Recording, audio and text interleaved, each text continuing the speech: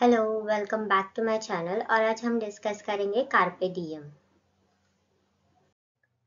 ये जो फ्रेज है कार्पे डियम, ये ओरिजिनेट हुई थी एंशिएंट रोम में, खास करके पोएट होरास की पोएट्री से। होरास के कुछ वर्क्स है ओड्स, जिसमें उन्होंने लिखा था कार्पे डियम कॉन मिनिमम क्रेडुला पुस्तेरो। इसका मतलब होता है seize the day, put very little trust in tomorrow. मतलब आज का जो दिन है ना, उसको पकड़ के रखो। सीज मतलब होता है पकड़ के रखो, ठीक है। और जो कल है उस पर ज्यादा भरोसा मत करो। अभी अगर इसका हम लोग लिटरल ट्रांसलेशन करें तो कार्पे डियम का मतलब हो जाएगा प्लग द डे। मतलब प्लग इसको बोलते हैं, जैसे जब भी हम कोई फल तोड़ते हैं ना पेड़ से, तो दैट इज प्लकिंग, ठीक है। तो वही हम लोगों को क्या करना है, उस दिन को तोड़ के लेना है। मतलब वो जैसे फल खराब होने से पहले हम लोग उसको तोड़ के लेते हैं, वैसे वो दिन वेस्ट होने से पहले उसको यूज कर लो। होरेस ने ये सजेस्ट किया था कि फ्यूचर जो है वो अनसर्टन है, मतलब उसकी कोई गारंटी नहीं है। तो हमारे पास जो लाइफ है वो हमें अच्छे से जीनी चाहिए, फुलफिलिंग जीनी चाहिए, कल के बारे में ज्यादा नहीं सोचना चाहिए। इसका इंटरप्रिटेशन ये हो सकता है सीज द डे का, कि हमारी लाइफ की जो अपॉर्चुनिटीज आती है हमारे सामने, जो भी अपॉर्चुनिटीज आती है उनको यूज कर लो इससे पहले कि वो हमारे सामने से चली जाए।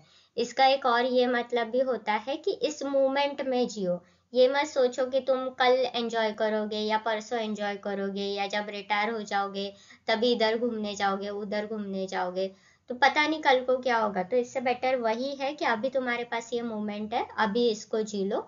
आगे के फ्यूचर के बारे में ज्यादा मत सोचो या अपनी हैप्पीनेस को खासकर डिले मत करो।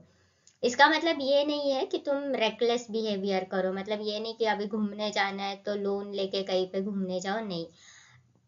जो भी तुम्हारी लाइफ है उसको एम्ब्रेस करो, और खासकर साथ ही में ये चीज भी ध्यान रखो कि तुम्हारे रिस्पॉन्सिबिलिटीज क्या है, तुम्हारा सराउंडिंग क्या है, और लाइफ भी टेम्पररी है। तो इसका मतलब ये नहीं कि कुछ भी ऐसे जान जोखिम में डालने वाला काम करेंगे।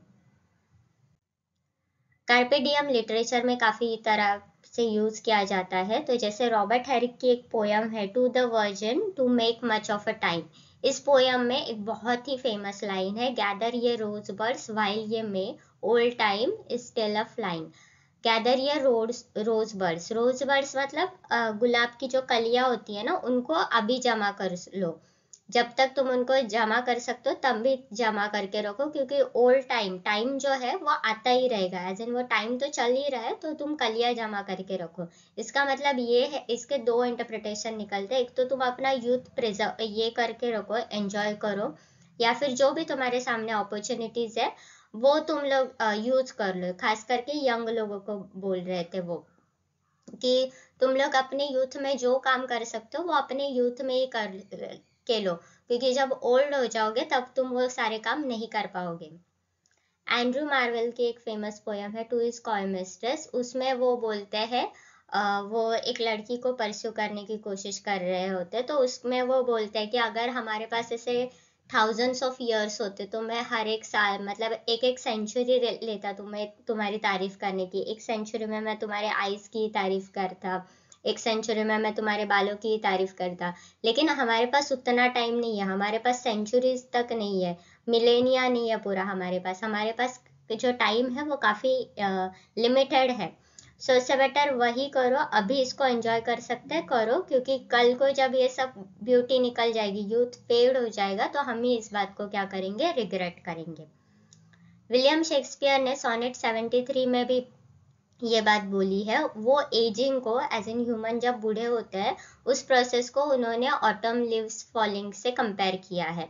मतलब जब पतझड़ का मौसम होता है और पत्ते गिरते हैं, तो एक बार गिर गए तो फिर उनका कोई यूज नहीं हो सकता, मतलब वो पत्तों से कुछ होगा नहीं। वो ना ही पेड़ के कुछ काम के हैं और ना ही इंसान उससे उसकी ब्यूटी को एडमायर कर सकते हैं। सो वो यहाँ पे यंग लोगों को बोल रहे कि अपना जो लव होता है या जो भी तुम्हारे लाइफ में गोल्स है, उनको जब तक तुम चेरिश कर सकते हो, जो भी मोमेंट्स है उनको जब तक चेरिश कर सकते हो तब तक करो, क्योंकि एक बार वो चले गए फिर चले गए, तुम उनको नहीं ये कर सकते, एंजॉय कर सकते। द रुबायत ऑफ ओमार खय्यम, ये एक पर्शियन पोएट्री कलेक्शन है और इसमें कार्पे डियम का थीम यूज होता है। इसमें वो ये बताते रहते पोएम्स में, पोएम्स के थ्रू अपने रीडर्स को कि लाइफ जो है वो फ्लीटिंग है, फ्लीटिंग मतलब चली जाएगी वो, और हमें जो भी अपना जो भी मोमेंट्स है वो प्रेजेंट में ही एंजॉय करके लेने चाहिए, ये नहीं सोचेंगे कि कल को करेंगे। मॉडर्न कल्चर में कार्पे डियम कहाँ पे यूज हुआ है, तो ये एक मूवी है डेड पोएट सोसाइटी, ये काफी फेमस मूवी है और इसमें रॉबिन विलियम्स का जो कैरेक्टर है वो जो उनके स्टूडेंट्स होते हैं उनको बोलते हैं कि सीज द डे, कार्पे डियम, जो भी लाइफ है उसको अभी के अभी एंजॉय करो। ये भी एक टर्म आपने सुना होगा, YOLO, you live only live once. तो अभी तुम लोग अभी एक ही बार में जी रहो, तो जो जहाँ पे जैसे एंजॉय करना है करो। फिर काफी सारे सॉन्ग्स है, जैसे टिम मैकग्राव का सॉन्ग है live like you are dying, या फिर वन रिपब्लिक का एक सॉन्ग है आई लिव, जिसमें वो मूवमेंट्स की बात करते हैं या वो सीज द डे की बात करते हैं।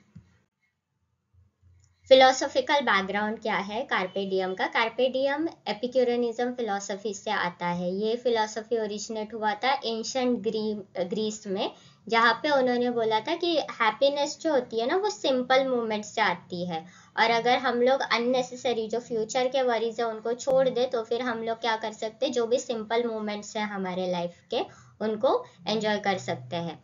अभी ये सेम फिलोसफी आपको हिडोनिज्म में भी मिलती है, लेकिन हेडोनिस्टिक लाइफस्टाइल वो था जो बायरन वगैरह, लॉर्ड बायरन, शैली वगैरह जो जी रहे थे वैसे।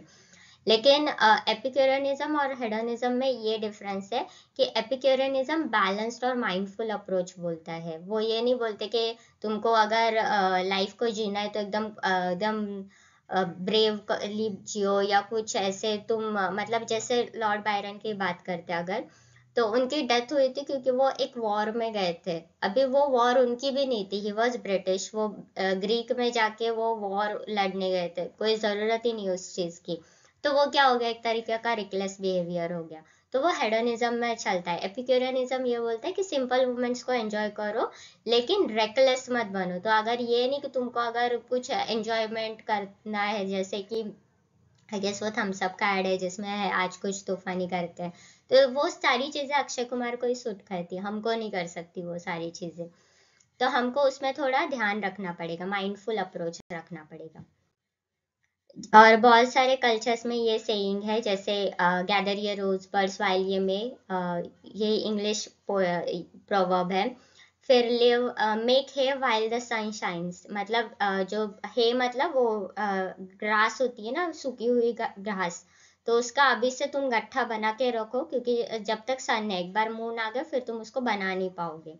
लिव फॉर टुडे, ये तो सब लोग बोलते हैं। Enjoy life for tomorrow is uncertain, ये बुद्धिस्ट फिलोसफी है।